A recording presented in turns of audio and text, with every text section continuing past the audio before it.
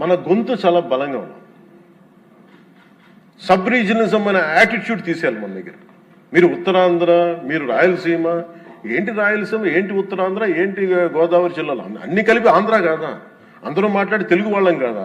అసలు తెలుగు జాతి ఐక్యతగా మనం మాట్లాడుకున్న మైండ్ సెట్ నుంచి నిజంగా బాధ ఏంటంటే, అసెంబ్లీలో పవన్ కళ్యాణ్ గారు మాట్లాడిన ఈ అంశంపై అనేక ప్రశంసలు వెల్లువెత్తుతున్నాయి.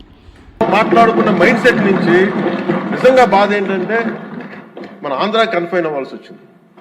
ఫైన్, భావంలో తెలుగు జాతి ఉంది కానీ గుండెల్లో ఓకే, మన realities Andhra, okay, let us accept Andhra.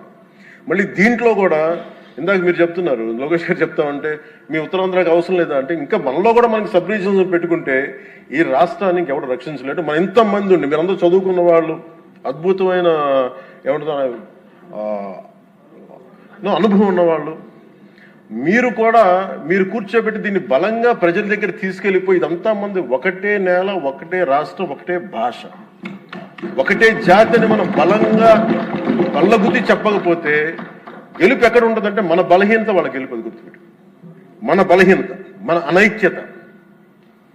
వాళ్ళని చూసి మనం ఏం ఆలోచించగలరు. రేపు పొద్దున వీళ్ళు వచ్చేస్తారంటే, ఎప్పుడు వస్తారంటే నేను చెప్తున్నాను మీకు, మనలోని అనైక్యత, మనలోని అవగాహన లోపం ఉంటే వాళ్ళకి ఆ బలం ఉంటుంది. అసలు ఆ పరిస్థితి మనలో రానప్పుడు అలాంటి పరిస్థితులు ఎప్పటికీ ఉత్పన్నం కావు. స్టెబిలిటీ ఫర్ దిస్, ఒక జనరేషన్ స్టెబిలిటీ ఇవ్వాలి మన Andhra Pradesh. I'm committing for that. ఒక generation stability 25 to 32 years stability ఆంధ్రప్రదేశ్కి ఇవ్వాలి.